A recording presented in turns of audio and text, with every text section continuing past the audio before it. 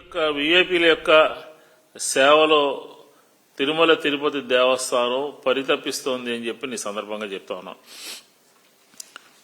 ఎందుకంటే వైకుంఠ ఏకాదశి రోజున తిరుపతికి కానీ తిరుమలకు కానీ ఎవరు రావద్దు అని చెప్పి ప్రచారం చేసినటువంటి చరిత్ర ఇప్పుడున్న టీటీడీ బోర్డుకే దక్కుతుంది.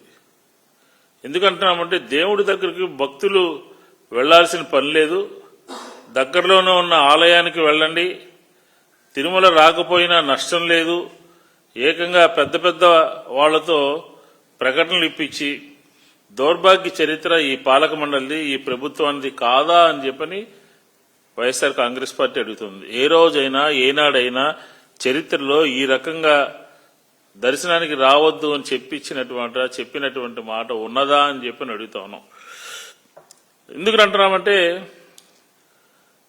భక్తుల్ని దేవుడి దగ్గరికి రావద్దు అని చెప్పని అడ్డుకునేటటువంటి హక్కు, రావద్దు అని చెప్పని నివారించేటటువంటి హక్కు ఎవరిచ్చారు మీకు అని చెప్పని అడుగుతా ఉన్నాం. అసలు సామాన్య భక్తుల పట్ల ఈ రకంగా వ్యవహరిస్తూ సామాన్య భక్తుల్ని కొండకి దూరం చేస్తూ బ్రహ్మాండంగా జరిగింది అని చెప్పని మీకు మీరే గొప్పలు చెప్పుకుంటూ సామాన్య భక్తులకి ఎన్ని లక్షల మందికి దర్శనం చేయిస్తే స్వామివారు దర్శనం చేసుకుంటే భక్తులకి ఆ రకమైనటువంటి భాగ్యం కలుగుతుంది.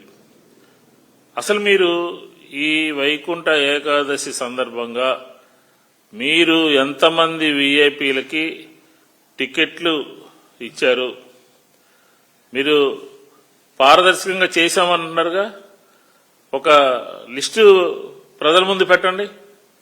ఎవరెవరికి వైకుంఠ ఏకాదశి రోజున మీరు దర్శనాలకి అవకాశం కల్పించారో మీకు సంబంధించినటువంటి మొదటి రోజు నుంచి ఇప్పటి వరకు మొత్తం అంతా కూడా బయట పెట్టండి, లిస్ట్ అనౌన్స్ చేయండి. అదేమీ లేకుండా మీరు ఈ 18 నెలలుగా 20 నెలలుగా జరుగుతున్నటువంటి విషయాల మీద ఇప్పటి వరకు కూడా మీరు ఏమాత్రం కూడా అవగాహన కానీ ప్రభుత్వం భక్తుల నుంచి హిందూ సంఘాల నుంచి ప్రతిపక్షంగా వైఎస్ఆర్ కాంగ్రెస్ పార్టీ నుంచి వస్తున్నటువంటి విమర్శల్ని ఏ మాత్రం కూడా ఖాతరు చేయకుండా, ఎందుకు అంటున్నామంటే పోయిన వైకుంఠ ఏకాదశికి తిరుమలలో భక్తులు చనిపోవడం జరిగింది. అలాగే కాశీనాయన టెంపుల్, అలాగే సింహాచలంలో భక్తులు నాసిరకం గోడ నిర్మాణం చేపట్టి అక్కడ భక్తుల యొక్క ప్రాణాలని బలికొనడం జరిగింది. తర్వాత కాశీబుగ్గ పలాస కాశీబుగ్గ ఆలయంలో జరిగినటువంటి తొక్కిసలాట నుంచి ఎలాంటి పాఠాలు కూడా ప్రభుత్వం కానీ దేవాదాయ శాఖ కానీ నేర్చుకున్నటువంటి ఎలాంటి జాగ్రత్తలు తీసుకున్నటువంటి పరిస్థితి అయితే మనకు కనబట్టలేదు. ఎందుకంటున్నామంటే ద్రాక్షారామం అనేది పంచారామాల్లో అత్యంత పవిత్రమైనటువంటి ఆలయం. అక్కడ మీ తెలుగుదేశానికి సంబంధించినటువంటి కార్యకర్త ఏకంగా కపిలేశ్వర స్వామి సంబంధించినటువంటి శివలింగాన్ని కూలగొడితే విరగ్గొడితే మీ పార్టీ వాడు చేశారు కాబట్టి ఆ ఘటన ఎంత త్వరగా వీలైతే అంత త్వరగా ముసుగు వేయడానికి మీరు ప్రయత్నం చేసినటువంటి మాట వాస్తవం కాదా? ఆ పంచారామాల్లో ద్రాక్షారామం గురించి మనం ఒకసారి గతం తెలుసుకుంటే శ్రీరాముడు శ్రీకృష్ణుడు సాక్షాత్తు సూర్యభగవానుడు ఆ పుణ్యక్షేత్రానికి వచ్చినటువంటి పరిస్థితి మనందరికీ కూడా తెలుసు.